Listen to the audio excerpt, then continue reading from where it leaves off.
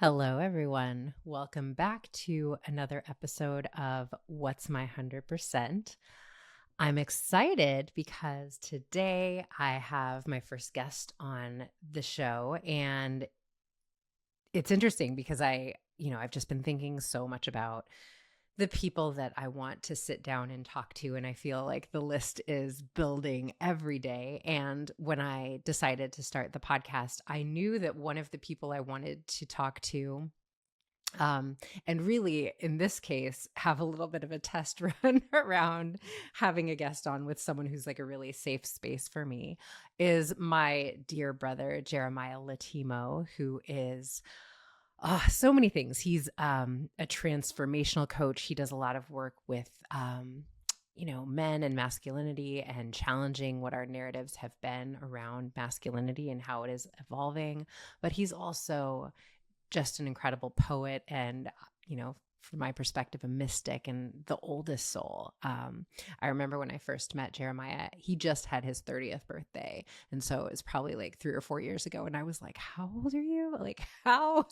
I don't understand. And, he's one of those people that since I've known him, I just am consistently inspired and challenged and have my mind opened further opened in the conversations that I have with them. And so this conversation felt just like a little bit of a behind the scenes on one of our talks, because he's here visiting LA, and we thought it would be fun to record one of our conversations and get a little bit into the behind the scenes of what we talk about often when we're hanging out. But this is, a little bit of us riffing on men, women, and relationships, as we often do. So excited to share this conversation with all of you. And I hope you enjoy and are as inspired by my dear brother, Jeremiah, as I always am. Jeremiah Lotemo, how are you? I am doing great today. Very great. Great start to the morning. What about yourself? I'm really good. I'm so excited to have you as the first official guest on What's My 100%. Now, on my previous podcast, you were a guest more than once, and I feel like you were the guest that everyone kept being like, more of Jeremiah, more of Jeremiah, which I am often feeling after one of our deep dive conversations. So it's understandable, but I'm very excited to get to sit down with you. And it's funny, I have been pulling a card from one of my numerous decks, as you well know. I have lots of decks all over this place. Um, and before we get into who you are, I pulled a card for us before this conversation. Mm, And I think it's interesting, and I want to see what it inspires and what it brings up in terms mm, of what we end up talking about. But I pulled it from the archetype, the Wild Unknown archetype deck. I'm going to show it for anybody who's watching instead of just listening. And the card I pulled, you ready? mm. was the Hunter. So the Oh, hunter is the seeker, the pursuer, the predator. The hunter hunts. They are on a precise mission with an aim. To return home empty handed would be to fail, which is not an option in the hunter's eye. This archetype will journey far and wide, seeking the prize that calls to its heart or stomach. Tales of bravery and feats of strength often result. Creating a life of adventure, the hunter is skillful, quick, decisive, and results oriented. Like the great hunting goddess Artemis, who carries her quiver upon her back, the hunter typically has a weapon of choice when this card appears. It is critical that you ask 3 questions. What am I hunting?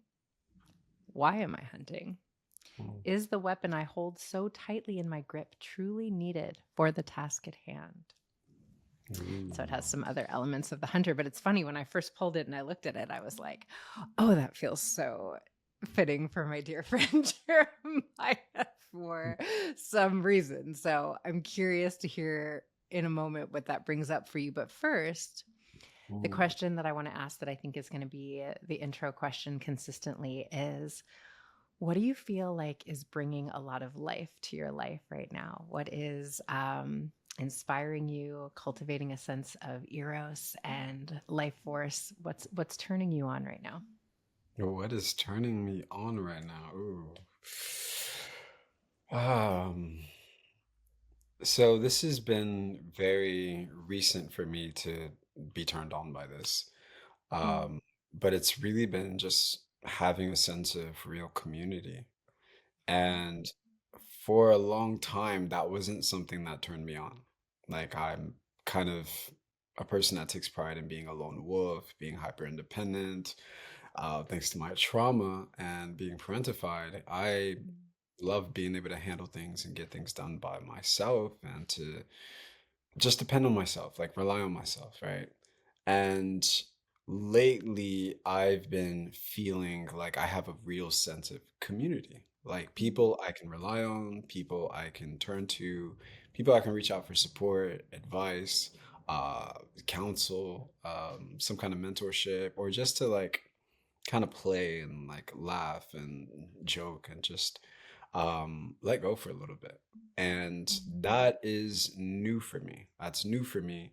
And the part that feels more new is the part of me that's able to actually relax into that. Like it's able mm, to relax into that and receive it. So having community, like a real sense of community, is turning me on right now. But it's also healing in a lot of ways. But it's mm, also been bringing me life just to be able to see familiar faces, be able to turn to somebody and actually like be able to bring something forward to them and feel like they'll like I trust them with that vulnerability. mhm, But that they can also hold me, like I can feel held by them.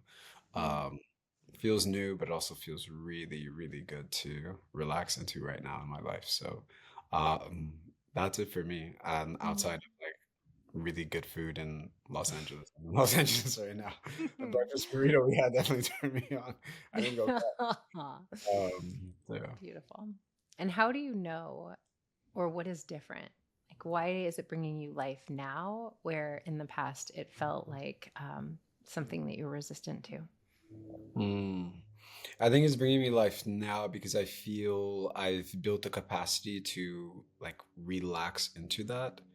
I Mhm, feel like an older or younger me was very attached to my identity and the trauma that came with that identity and the mm, stories that, are coupled with that. And I used to find a lot of gratification. I didn't know, but I think the the contrast of connection is the weird obsessive desire to like dwell in our own uniqueness of our experience. Like nobody mm. gets me. I'm alone. Nobody will ever understand me. I'm so unrelatable to other people. That feels like the Yes, I get all contrast of to that. our innate desire for connection, right? Mm, And so it's like a wicked like desire that turns me on. That turned me on. Like, oh yeah, mm, nobody gets me. Nobody understands me. I'm alone in the world. I got to rely on myself. Despite how traumatic that was, it still turned me on, right? And so mm, now I've built the capacity for something else to turn me on, which is like, no, I feel seen here. Like I feel really held. I feel really supported. It feels safe to receive, That is like I think that's just a sign of growth, but also just capacity. I don't think I had the capacity, at that age to really be able to receive and relax into that as I'm able to now. God, there's so much Scorpio energy in that Yeah, Venus that Scorpio here. description. It's your Venus Scorpio, Venus? Venus Scorpio here. I Yeah, have that makes sense. about, Okay. about three placements in Scorpio, so yeah. Oh, that makes a lot of sense. Okay, because I was like, I know that your ascendant is not Scorpio like mine, although we are both Capricorn suns and Libra moons, which Mhm. I feel like makes our friendship one where I have felt so unbelievably seen often in our conversations. And even now, as you were describing that thing of the lone wolf energy. And I think it's tricky because a lot of times there's a way that as spiritual seekers, I think we can convince ourselves that this is like the path of non-attachment and really being present in what is. But, something you and I were talking about on a hike the other day is where might we be on like some sort of a subconscious level defending against the messiness of what relationship dynamics in general can bring up for us. You know what I mean? Yeah. Yeah. Yeah. It's good to lean into the messiness, but have people that you feel that you can trust to see you in your mess, you know? Mm. Um, I think for me it's very healing, but it's also a corrective experience in a lot of ways, because I think the fear around being messy around people is like having that direct experience where you were messy, you were in your process, and then somebody was like, oh, like, nah, you're weird, or you're on something, right? Unmasculine, unfeminine, or too much, or too like of a burden now, or I don't want to be around you. And there's like a sense of like, yo, this person is pulling away from me, right? As they're Yeah. witnessing me in my mess. So I think that's like reinforced by some direct experiences we've had. So I think it's nice to have experiences that tell us otherwise. And it's tough because I think I always struggle as I'm sitting with people doing the work that we do. And I want to get into the work that you do in a second. But um, what the line is oftentimes between sort of what I can see in the healing spaces, maybe mental health spaces, around what starts to become a little bit to me the infantilization of adults around like really feeling my feelings and being in my process and, not bypassing the hard, where it can feel like we're in resistance to the stuff of life. If we stay there too long, or if we feel like, no, I'm just allowing myself to be in the mess. And I think it's either extreme is challenging. Defending against the messy bits of our humanity is certainly not the answer. But I also think that there's a way that like everything you feel is valid, and I'm here to validate your, like your experience, whatever it is. And I'll be honest, I'm not always about that life. Like I think it's, um, sometimes it's a little bit in the like, this is what this is, and I'm going to allow myself to feel all that this is, but it's the resistance to like, this shouldn't be happening. I think a lot of times that can get us in that stuck space. Do you know what I mean? Yeah, yeah, for sure, for sure. I think, yeah, there's definitely like we have that discernment with people. Like, not everybody in my life like is gonna be here forever, Mm. or not everybody has to get me. Like, I don't have to be liked by everybody, right? And I think we have to like kind of bring that back to self in terms of emotions and feelings that come up, right? Not everything here is valid. Not everything here needs to, I need to act on. Like every feeling doesn't need to be entertained. Every thought, every intrusive thought, every Mm. limiting belief doesn't have to be explored to the depths. And I don't have to always bring it to my friends or let people see me in that process. Not everything has to be Instagrammable or shared online, especially our direct and personal, vulnerable, messy experiences. I think there's something about honoring that, and Mm. I don't, yeah, I'm kind of like you. I mean, in many ways, I don't like applaud and like, all right, everything is valid and being in my friend's process where whatever they're bringing to me, I'm like gonna support it and hold it. Sometimes I think people need to be like, nah, like this ain't it. This ain't it. Yeah. Kind of sit with yourself a little bit, and yeah, I think people need that. Mm. Yeah. And I guess there's not like hard and fast rules, and it's just being compassionate with ourselves wherever we are in our process, which I guess circles back to the messiness of it as we're working it out day to day, moment to moment, breath to breath, which we will be forever. But Mhm. let's get into you a little bit. But shift into the space of Jeremiah. And I think, anyone who is listening who does not follow Jeremiah's work, you absolutely should. And we'll put all of his info, I'll put all of his info in the show notes and things. But, what I think you're really known for, and correct me if this doesn't feel accurate, but is really, I feel like bridging a lot of the ways that we're attempting to certainly understand the experience of the masculine collective, maybe hold space for where men and masculinity are, or how it is maybe evolving. I remember when I first met you through Instagram, it was like, oh my God, this man is like writing about all these things that, first of all, I'm blown away because I've never met a man with this understanding, but also I felt like you were explaining things to me about my process as a woman that I didn't understand. And I often joke about you, Jeremiah. I'm just going to tell you this now because sometimes I'll be facilitating retreats and I will, well, this is a complex thing, even as I'm going to say it. So I'm going to give that caveat. But I work with a lot of couples. And I think that, and I'm curious to hear your thoughts on this, quite often the men that I work with in couples dynamics, certainly our brothers, have become conditioned to be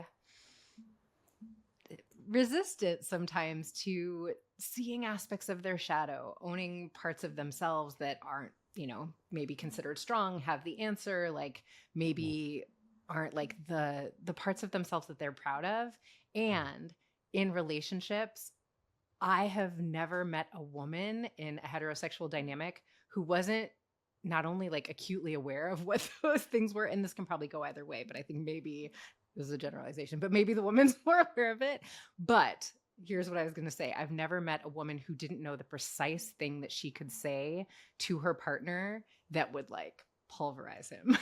And the only man that I've met and am close to that I know that is not true of is you, brother. Like I know for sure any woman you're in a relationship with, like whatever she would say, like you've been doing some wrestling with it. Like you're already in a relationship with it. And listen, as I say this to my brothers, I am aware this feels like a gross generalization. And I do think it has a lot to do with the way that we socialize little boys to defend against not having the answer, that certain things are perceived as weakness. I don't think that is the truth of like what their propensity is, but I'm curious. I'll let you just speak to what that brings up for you. Yeah, I mean, I think my mom would definitely disagree with that statement.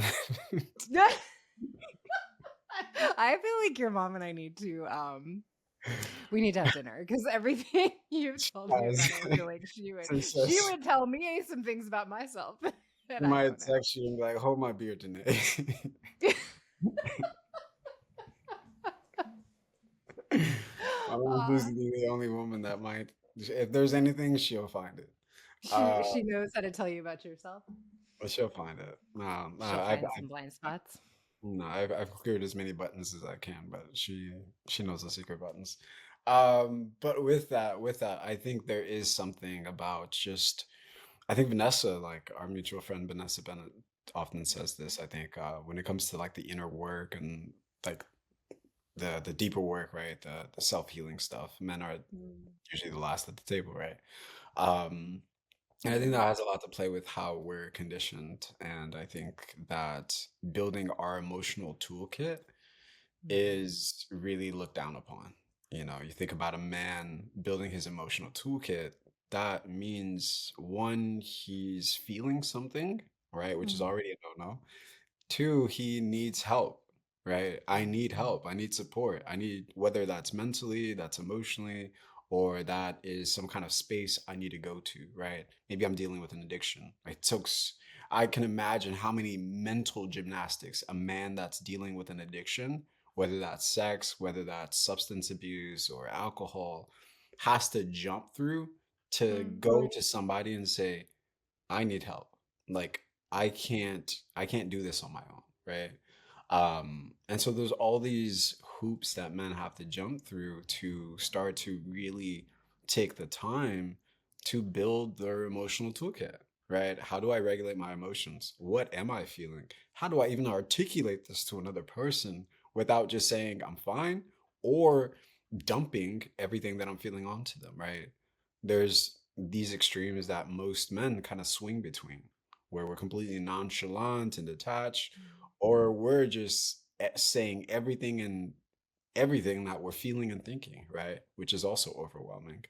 Um, and so I think, men are in the space now, I think, which is a lot to do with technology, right? And men being able to access different points of information like self-healing work, like your work, my work, so many other people, especially men that are in the same space as me, can bring that forward, and men can look through, a quick reel, or, watch a guy working out, but he's saying something deep through the voiceover. And then the guy can like kind of distill that a little bit and say, oh, whoa, that was kind of deep. Maybe I need to think about that more. So it's like I feel like technology is bridging that gap for a lot of men to go from this like very emotionally stunted, like undeveloped man that's in a man's body, but emotionally he's 5 or 6 or 7, still a teenager in a lot of ways, to actually start to build that emotional toolkit, and then possibly praying he gets to the point where he can articulate and share that with the person in his life.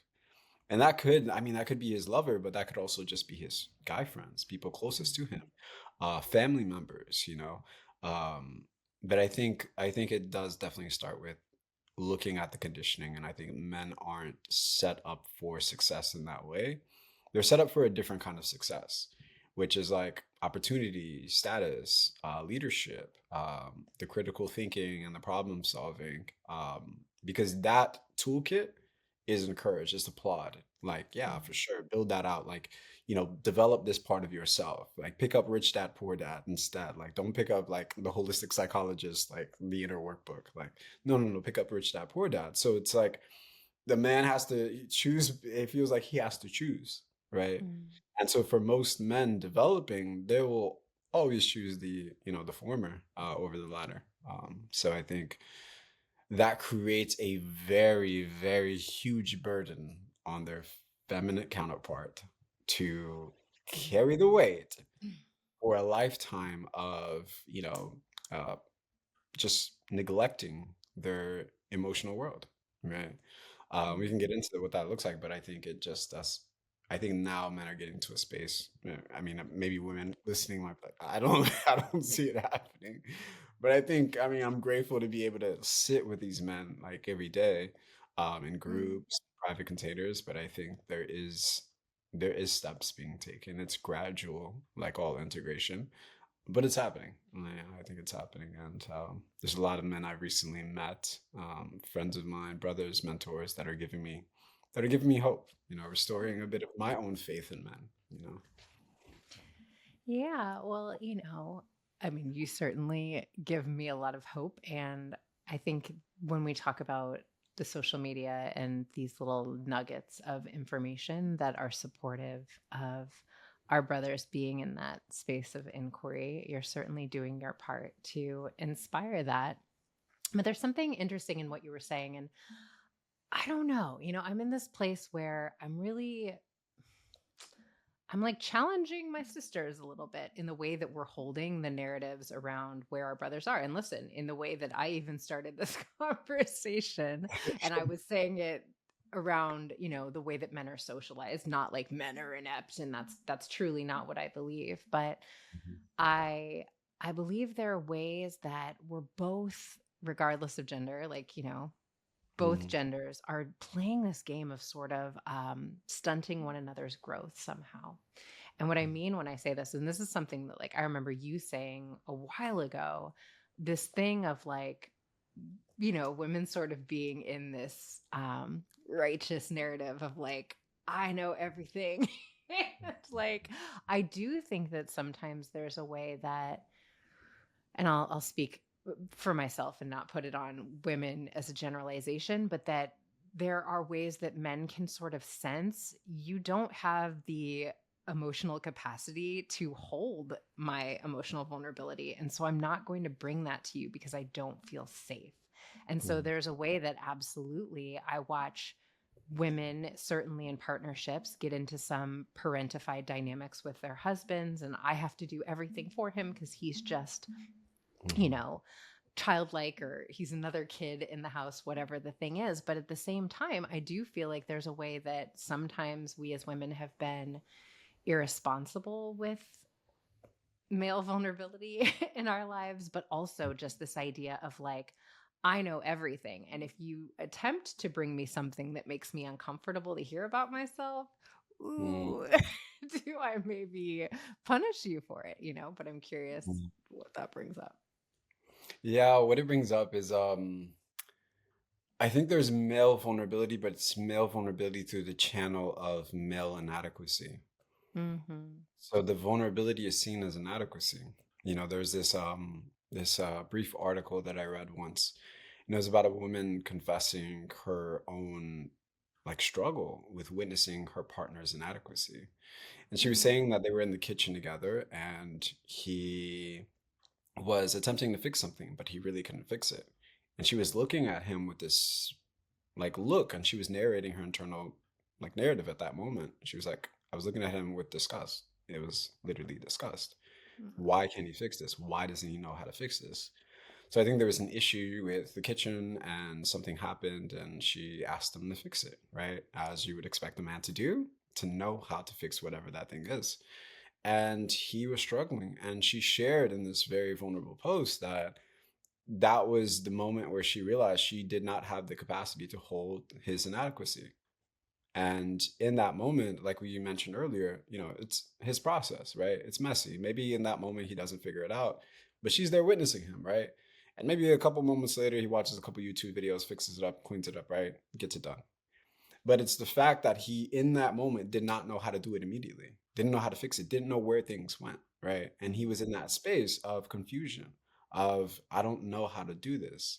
And just that, I don't know, those three words, a man confessing that and admitting it in the presence of his woman is a very, very vulnerable experience.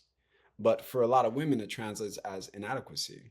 You're inadequate in this way. And I don't think women have collectively really built that capacity to hold a man's capacity. I don't say the collectives of men, but just your person's inadequacy. There are moments of, I don't know, confusion, looking towards you. Hey, do you, like, can I ask you for insight, for advice on this? It's a moment of deep vulnerability for any man. But I think men withhold that a lot of the times from their partners because, like, I think, like you said, we understand on an instinctual level. I don't know if she's built the capacity to really hold me in this moment, to see me in this without like diminishing my strength, without forgetting about like the support I provide and bring in all these other avenues, right? But just in this moment.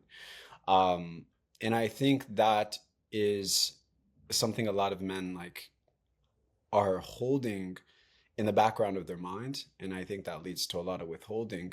Um, but I think for me, it comes back to when we talk about patriarchy and we talk about all parties' responsibility within maintaining it, right? Mm-hmm. So if we're, I love Bell Hook's perspective on it. She says, like, if we truly love men and we would love men without she calls it like a sexist idea of what men are, right? Which is exactly what patriarchy reinforces: being the provider, knowing what to do at all times, being a leader, being a rock, almost having no weaknesses, being stoic at all times, right? And then so men uphold that within themselves. But a lot of men in intimate relationships, especially even growing up with their own mother figure, find that their partners, the women in their lives, are also reinforcing that, are also like encouraging them to still buy into that frame of thinking and embodiment.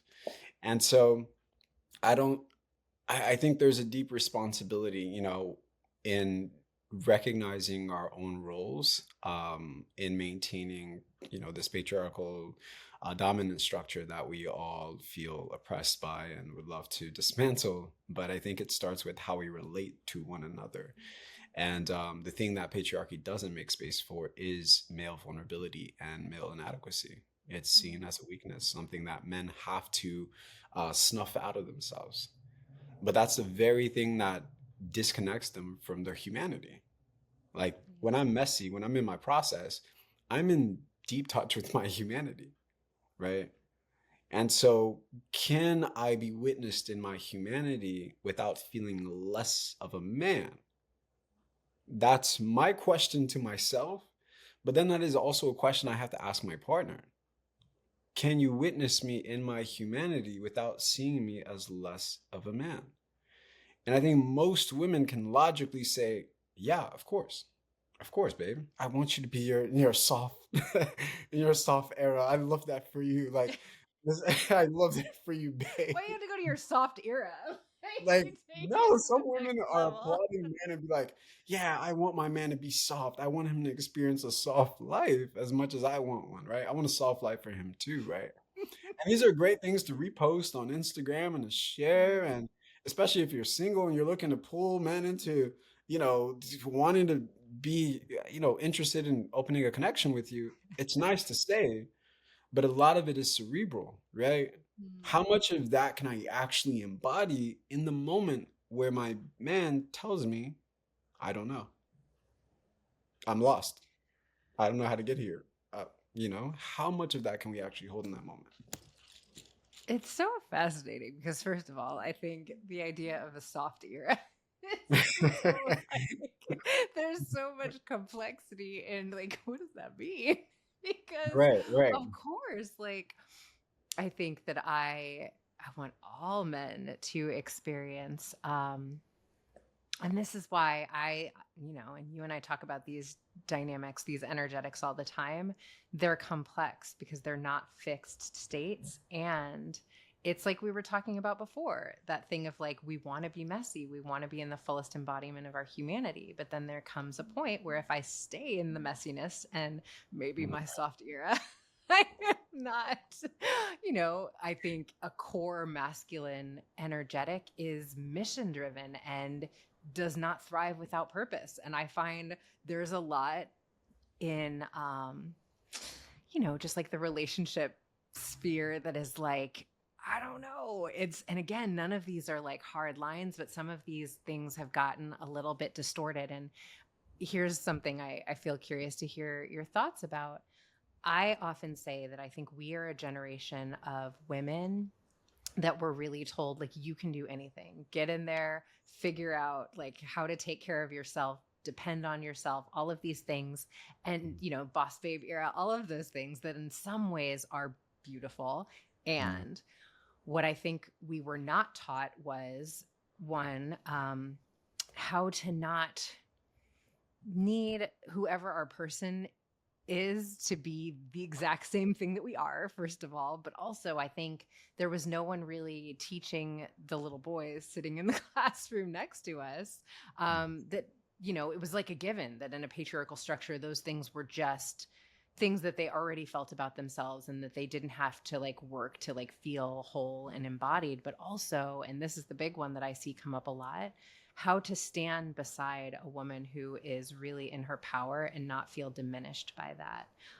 Meaning, like, you will ask a lot of men if they would be comfortable dating a woman who made more than them or, was more of like the breadwinner, and they will say yes. But then when it is like the actual felt experience of it, similar Yeah. to what you're saying about a man in his soft era, I think the actual felt sense of it brings up a lot of resistance for that man. And a lot of times it's the way I believe I'm being perceived by society, that like, she's carrying all the things. But even more than that, I think that there's something in, I don't know that it's so much about like what I make, but like I have to have a sense of like, this is who I am and I feel good about what I'm doing, no matter Mm. who I am. Or I think that starts to have consequences and we start to see that play out in some ways that aren't great for, our relationships. Yeah, yeah. I think if there's two fathers in a room, one Mm-hmm. that stays home with his children and he nurtures that family and he takes care of them, but his wife provides and she's the breadwinner, she makes more than him. And then there's another guy in that room, he's a father and he's rarely at home, but he busts his butt and he's a breadwinner and he makes a ton of money. both of those men should not feel one is greater than the other, one is more masculine than the other, one Mm. is more, more of a man than the other one.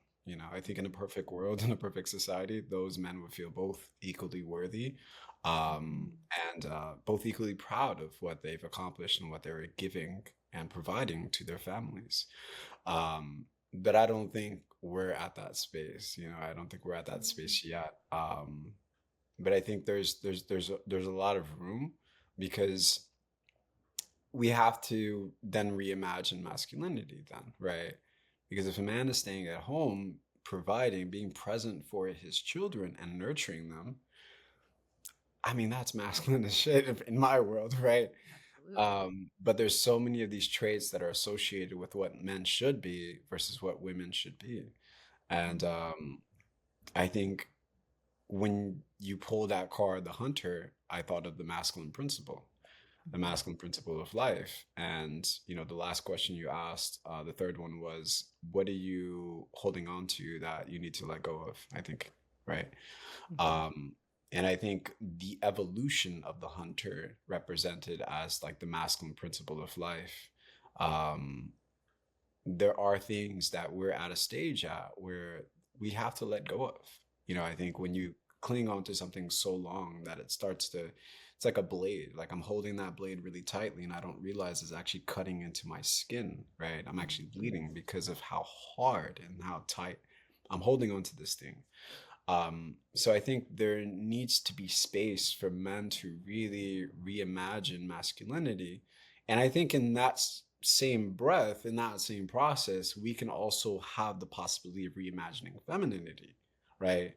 Which gives room to, the boss babes feeling like I don't have to shrink or dilute myself in the presence of my partner because I make more than him, right? Mm.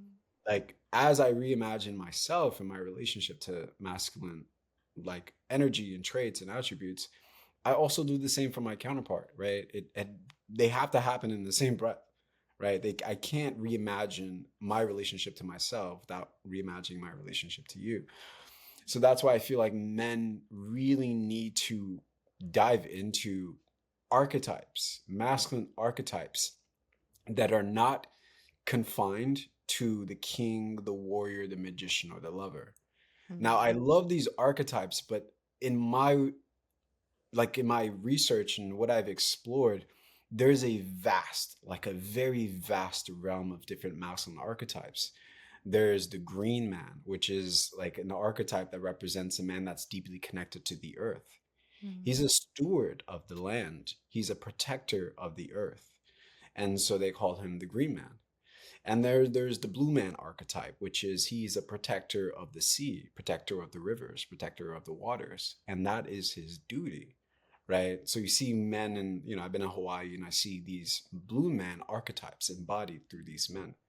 And they protect the ocean, they protect the waters, they defend, like they risk their lives to protect these waters, to protect these rivers, the rights of the rivers. And even in New Zealand, they recognize the rivers as an ancestor, right? They Mm. recognize sentience.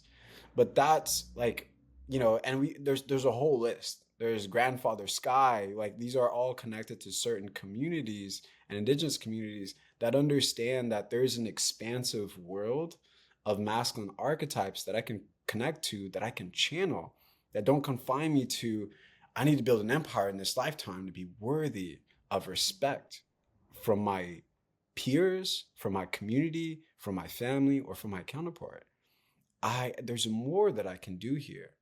I can plant flowers. I can love my children to the point where they never question themselves. They never question my love or my wife's love. And that is fulfilling in itself. That's a mission in itself. So I think a lot of men, because we have all of these stories told to us about what a man is, not just through, these conversations we have, but through imagery, through films, through movies. Like we grew up watching Batman, 007, Spider-Man.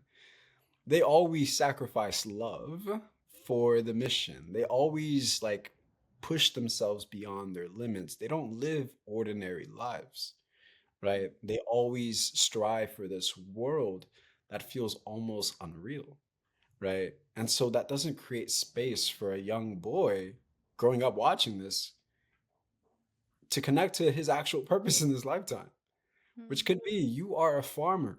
You are going to be a farmer, right? You're going to like farm, and that there's beauty in that. There's power in that, right? Like we need farmers. Like we don't need, 8-figure businessmen. Like we don't need more of them, right? There's plenty of them in the world, but I think it doesn't create space for men to actually tune into what is my calling here. Like when you talk about mission and purpose, what is my personal calling and mission here? But if I'm consuming all of these stories, I'll never connect to that. I'll connect to somebody else's story, somebody else's mission, and then mistake it for my own, you know?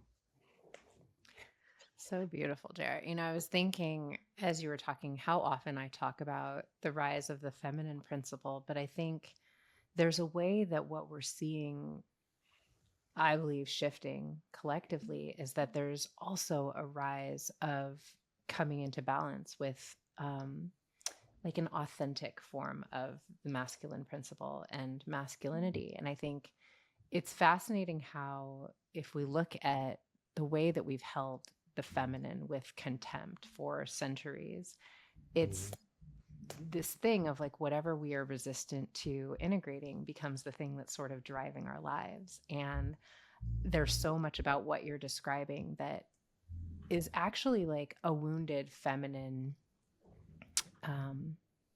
well, I was going to say archetype, but just sort of ideology that we've been operating from. And what I mean when I say that is there's so much about what we have seen as success or living a good life or you being a powerful person that is rooted in how I am experienced from the outside in versus me really experiencing myself. And so if the feminine energetic within us is the part of us that wants to be witnessed in our essence and, celebrated for what we are, the distortion of that becomes like the wounded feminine energetic. And that is sort of the collective shadow that's been driving all of this when you think about it, because it's like, I am never enough.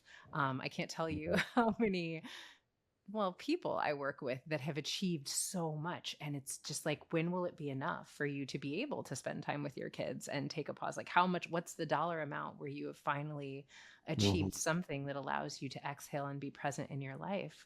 But it's rooted in the fact that I don't have this actual relationship with myself. And, I was thinking as you were talking about like the green man archetype, that there's so much of that is coming back into the protector of the earth and being the Mhm. stewards of the earth that we're inhabiting in a way that I think is so crucial to be the thing that we are placing more emphasis on than Mhm. anything else. But it's also, I think, what is such a turn on about that archetype. And I heard someone talking about like the men that are most connected to nature. There's a tremendous amount of safety that women actually feel in their presence. And I was Mhm. like, that's really interesting. But it's like I'm somehow able to be in touch with my core. I'm able to like be in touch with the elements. It's like I'm facing it's how we often talk about initiatory Yeah. practices. And I think there's something in that, like being at one with nature and really coming back to that essence. It's like when you embody that, there's a trustworthy element of, Mhm. I believe you know who you are. And there's something in that that creates a tremendous amount of safety for the feminine.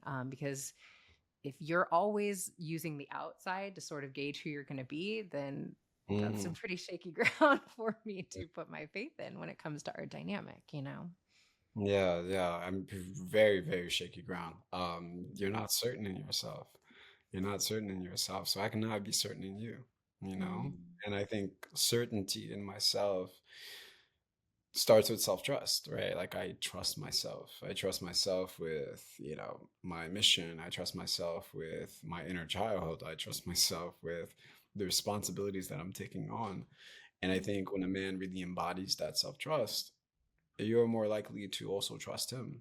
I say all the time, like men that don't do the work of integrating their darker parts, right? Their darker textures, of their masculinity, of their sexuality, of their emotions, their aggression, their desire for power, lust, all of these things.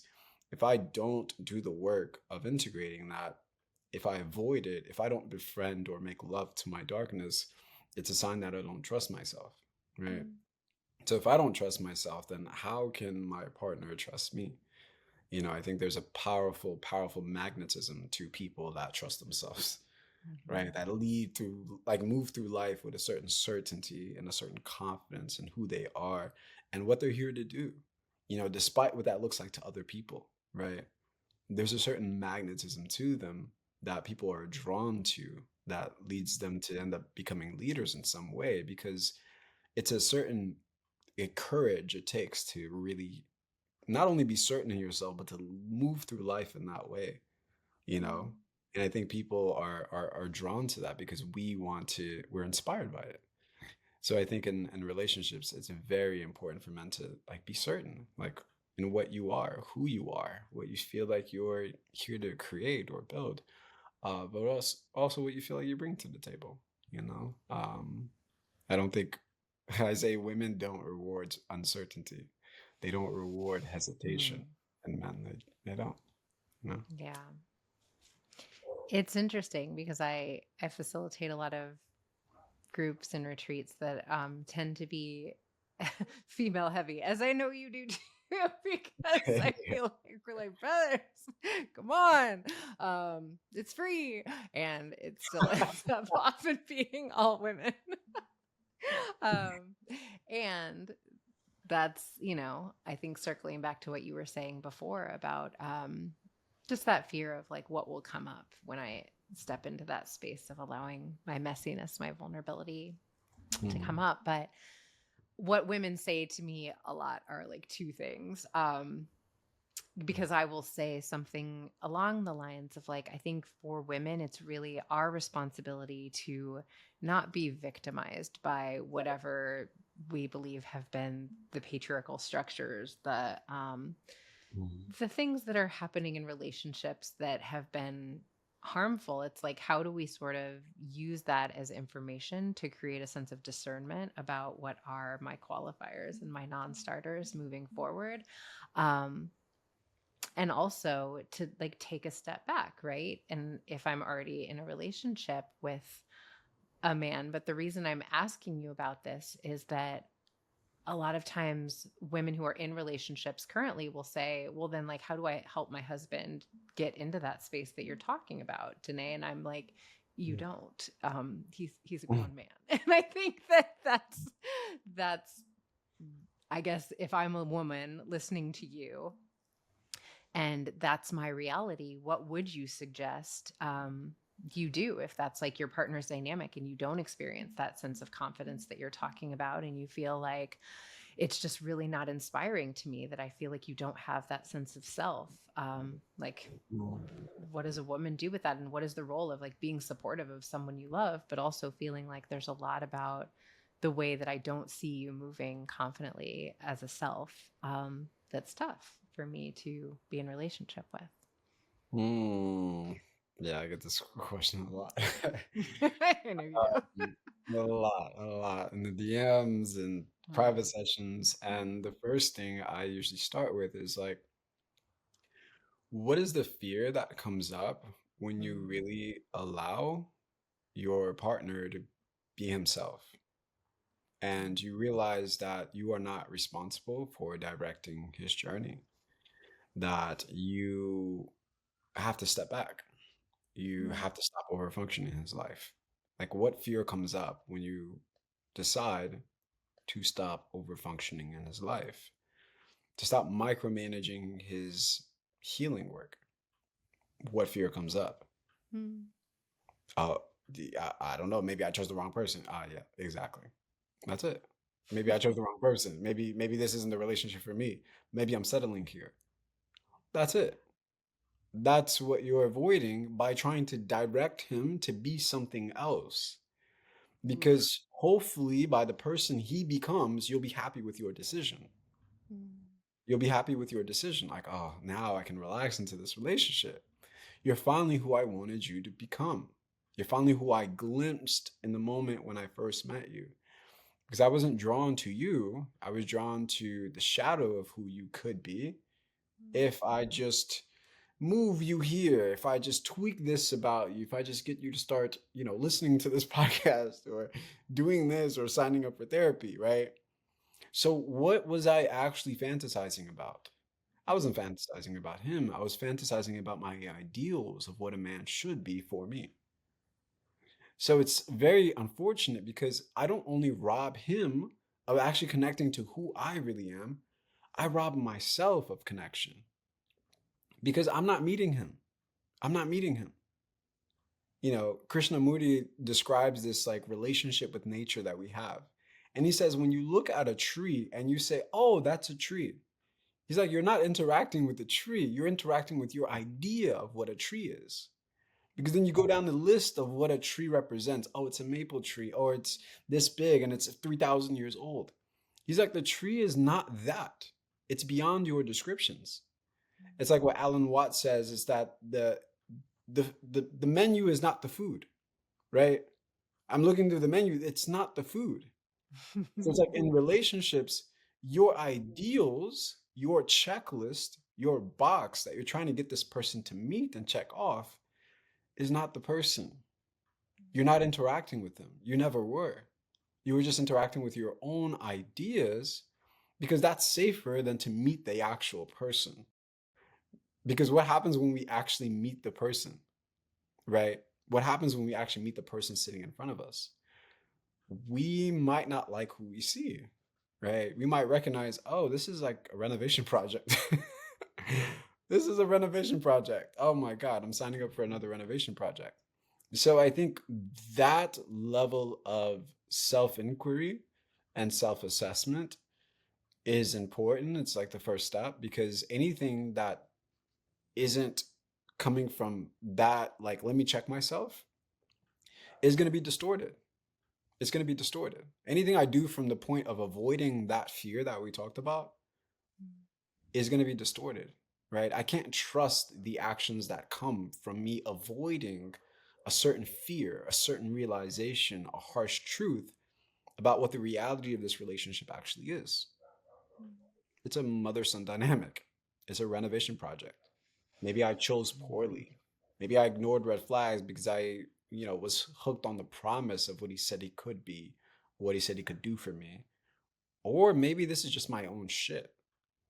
Maybe I just don't have the capacity to be in a relationship without trying to change somebody. Like I haven't built that capacity. So I'd say start there. And then whatever comes from that place, it has to be acceptance. It has to be acceptance. Then you can move into action. You can start to develop a course, like a plan of action for how to improve your relationship and how to really be present with your partner. But it has to be seated in acceptance. The foundation of our relationship has to be acceptance. So I tell people who are single, do not date people that you want to change. Foundation of your interaction with them isn't mutual respect and mutual acceptance. Like, damn, Dené, I love you just as you are. Like, you're great. Like, who you are right now commands so much respect for me, commands so much admiration. And like, if you did not change for the next 5 years, I would be happy with dating you. If it's not that, don't go forward. If it's not that, don't do it. Right? Because then what am I going to do in the relationship? I'm going to be upset because the person isn't changing into who I want them to be. And they're going to be upset because I'm not really experiencing, they're not really getting a real partner. They're not meeting me and I'm not meeting them. So I'd say start there. And then from there, it's about understanding that a man's work is his own work, right? But how can we support them in that work? Because there is a fine line between rescuing and saving and fixing and supporting and nurturing the growth and the potential we see in our partners, right? It's a natural byproduct of any relationship, but it's a fine line. Support and saving. They might look like the same thing, but they feel energetically different, right?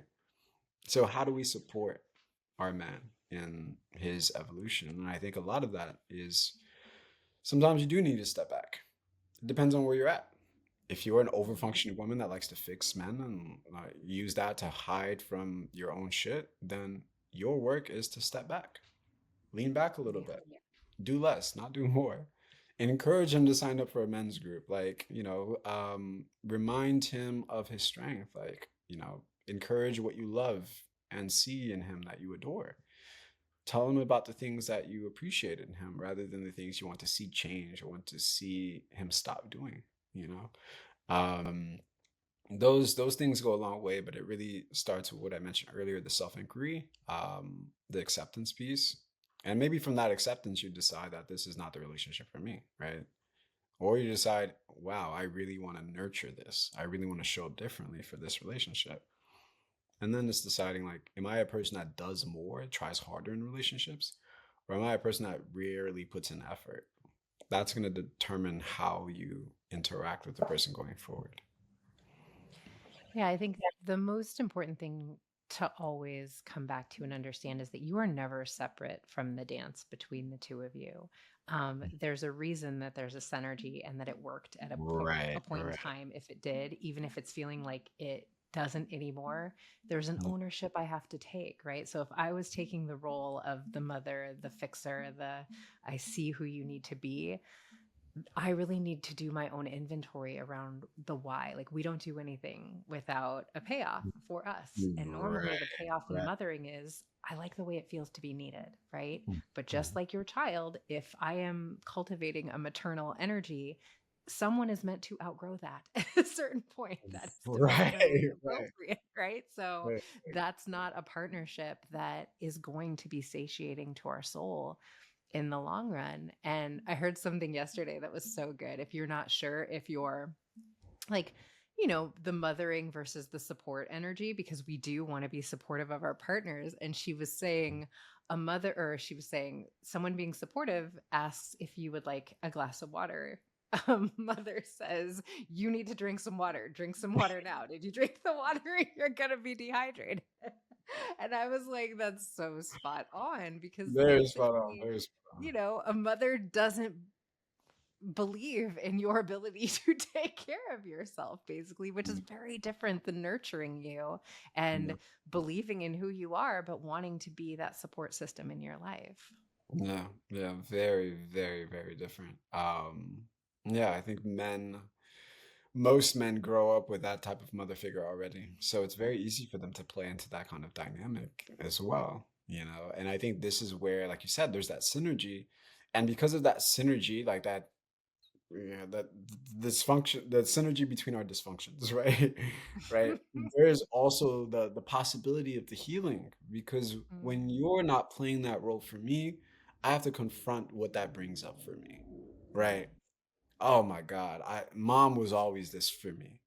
And mom never really set boundaries with me. She didn't really hold me accountable. She didn't really, I don't know, maybe I need to realize that only mom is meant to love me in that way. Maybe that's my realization, right? Maybe that's the profound truth I need to face. I tell men all the time, only your mother is supposed to love you unconditionally in that way. Do not project that on the women. Do well, not in project that that way, I mean, I think you can love someone unconditionally, but the developmental phase of you as a grown man is on. Right. different. So, But this is the thing, even with my mom, I can go home today and be like, Mom, I'm moving back in. Mom would be happy and greet me and welcome me back she'd be home. like, amazing. Where's And your she's like, pet? amazing, right? She won't look at me any less of anything, right? But that's my mom, right? That's And real. that certain love and acceptance for every stage I'm at, Mm, from pooping in my diapers to coming back home at 45 and being like, Mom, like, life was a failure. I'm living back with you. Like, I want to move back and try to figure out my life from here. Open arms, right? I cannot expect that from my lover. I cannot expect that mm, from my counterpart. That type of acceptance, that unconditional acceptance. I think there are certain things in our partners that we shouldn't accept, right? We shouldn't have any tolerance for, right? Bad behavior, poor behavior, certain forms of disrespect. We just shouldn't, right? But I think that is the opportunity that men get, which is really beautiful because as the woman's healing her relationship with herself, man gets the space to confront some deeper truths, some old pain and hurt, right? Maybe she's filling a void that mother never did, right? Maybe mother was unavailable, a little bit distant, right? And now having you like fixing, being there for everything, supporting me in this way fills a void for me, right? I'm like getting the childhood I always wanted. But then when you step back, I have to confront who I'm really upset at. It's not you. It's this relationship with my mother that I never really got to be honest about how I felt about her, the distance between us, right?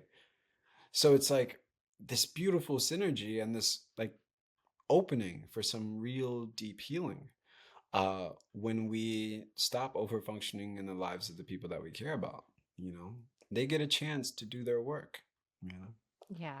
And, the work is really to see it always as an invitation to come back to yourself, because I think there's so many ways that the patriarchal framework and what it has done, certainly to men, is create narratives that don't require that initiation that we talk about so much into manhood. Because very Mhm. similar to what you're describing with your mother, that is the role of a mother. I think forever a mother will be like, that's my baby. Like, he My can't baby, be right? like, whatever my baby needs. Yes. And the father will often come in and say, and it is time for him to be a man Right. now and Right. come into that space of manhood. And it brings up some feelings for the mother, but Yeah. that's appropriate, right? Like, that is what indigenous communities like used to understand was the role of the elder men, to bring Yes. young boys into that initiatory phase of manhood. And without that, because we don't really have that in our societal structures anymore,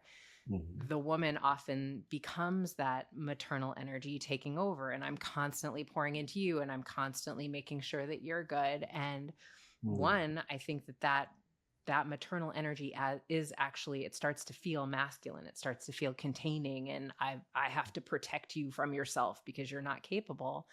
But there's Right. also a way that, if someone is filling the role of mother, eventually that man will be hungry for an erotic charge somewhere, because maternal energy is not erotic. And these are Mhm. the things that are uncomfortable to talk about in our relationships, but not talking about it, I gotta tell you guys, it's like it plays out constantly. And I can see the person that was like you know, my wife, who I could depend on and who did everything for me. And I do love her. I love her. There is a solid attachment, and I believe these men. And the Mhm. woman who saw me as a man out in these streets was the woman I started to feel some kind of way about. And it became really hard to not Mhm. feel like I needed to feel that feeling that was evoked within me. And so I Mhm. believe, similar to what you're saying, like our soul will usher us into an initiation if we don't have any sort of structure for that. But I think rather than being victimized a lot of times by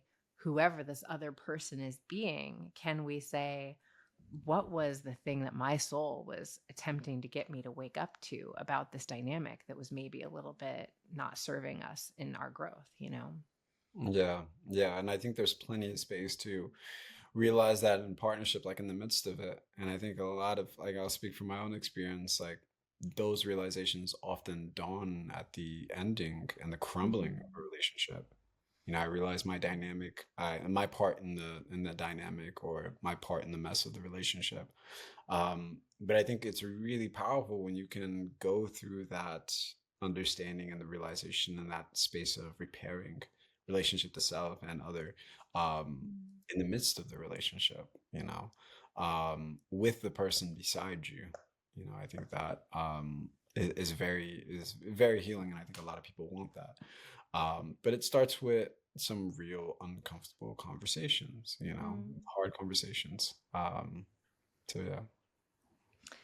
Yeah, I think often people ask me, who do you see that is doing this well? And I do feel like there's some examples, but I will say so much. I was talking to my our friend and my teacher Esther Perel, and I was talking to her about like the thing of respect that I often say, and she was saying what you said, which is I actually think the admiration's more important.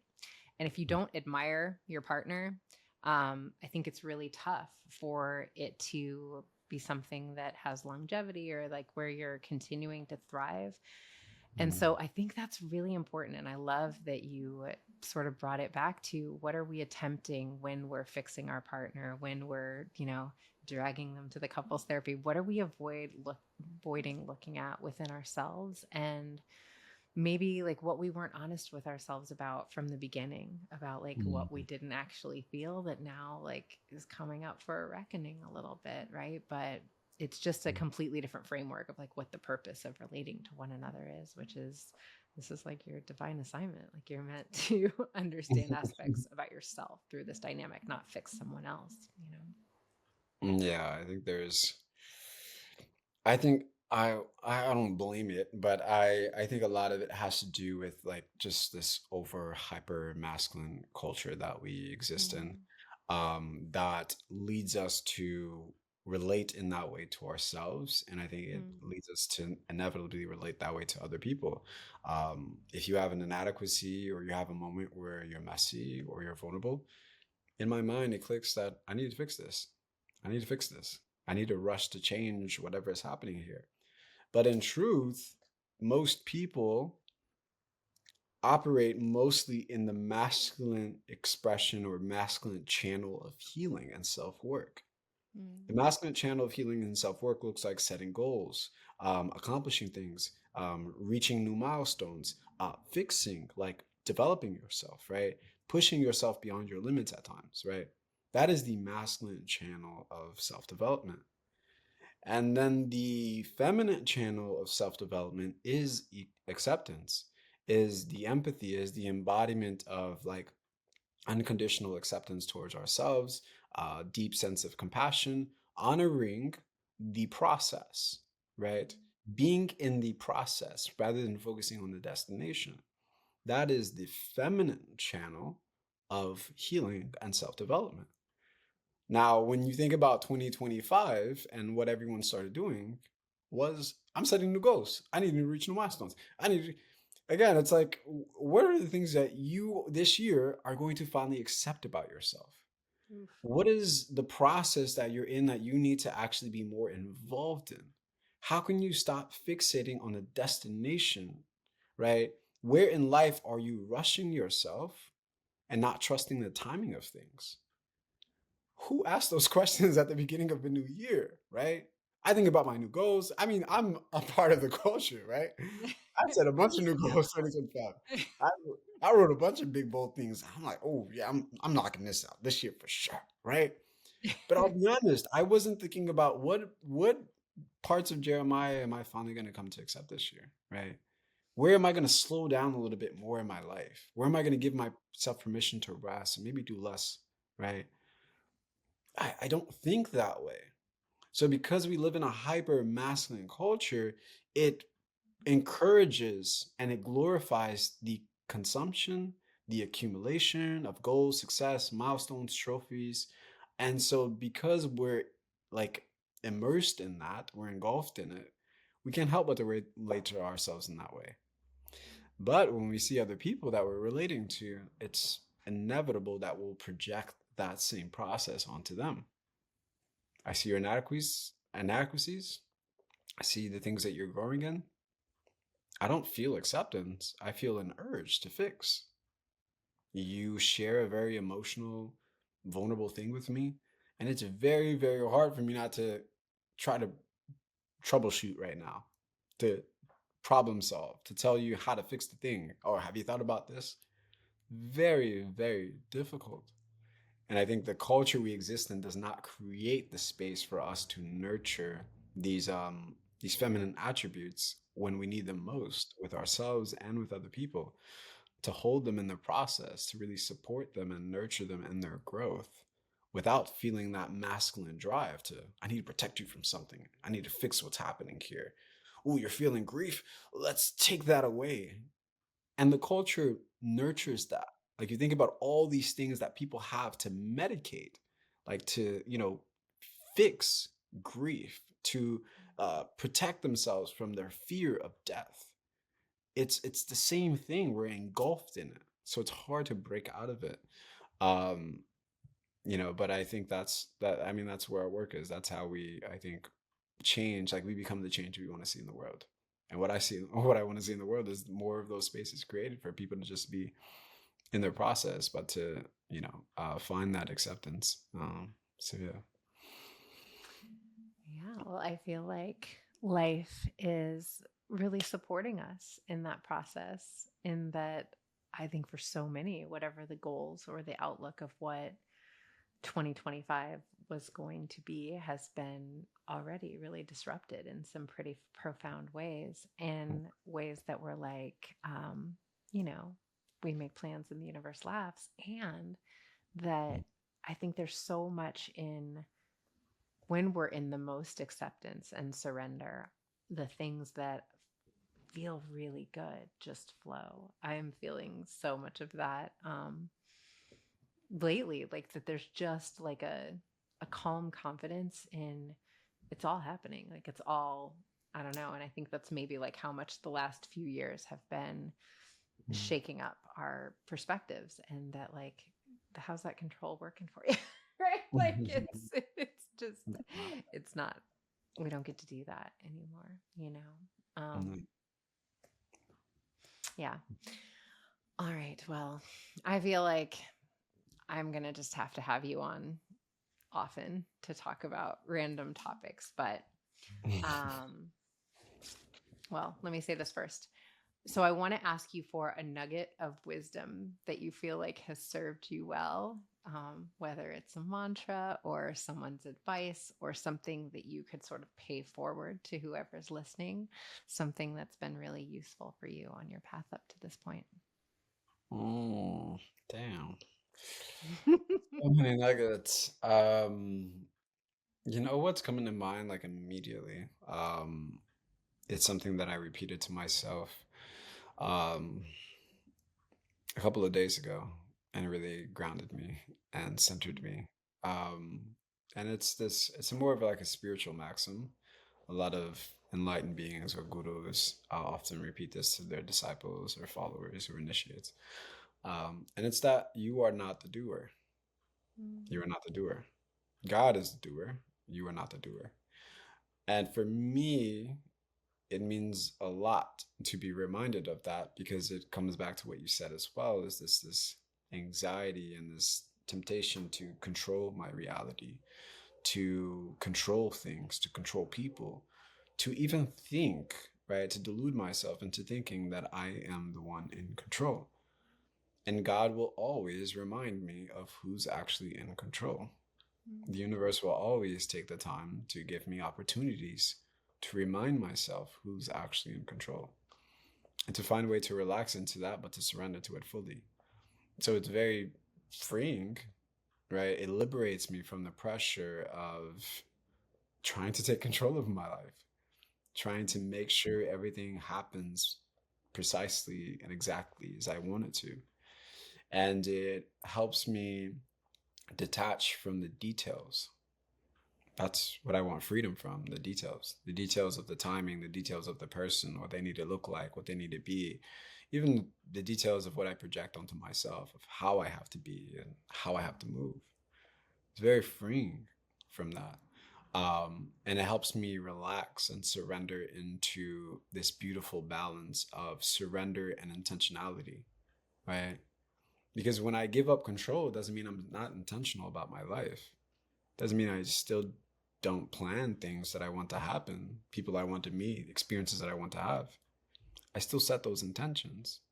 But in that same breath, I also relax into what is actually orchestrating the bigger picture of my life. And I get to relax into the process of that, the journey of that, while still being intentional. Still being intentional, still setting intentions. I mean, it's a new moon right now, right? People are setting intentions, right? So I think it doesn't mean that we give up, right? We throw our hands up in the air and like, oh, well, nothing is in my control. I can't do a damn thing. No, no, we could still set our intentions for what we want to experience, what we want to call in, and at the same time, surrender to what's actually in control. Who is actually the doer?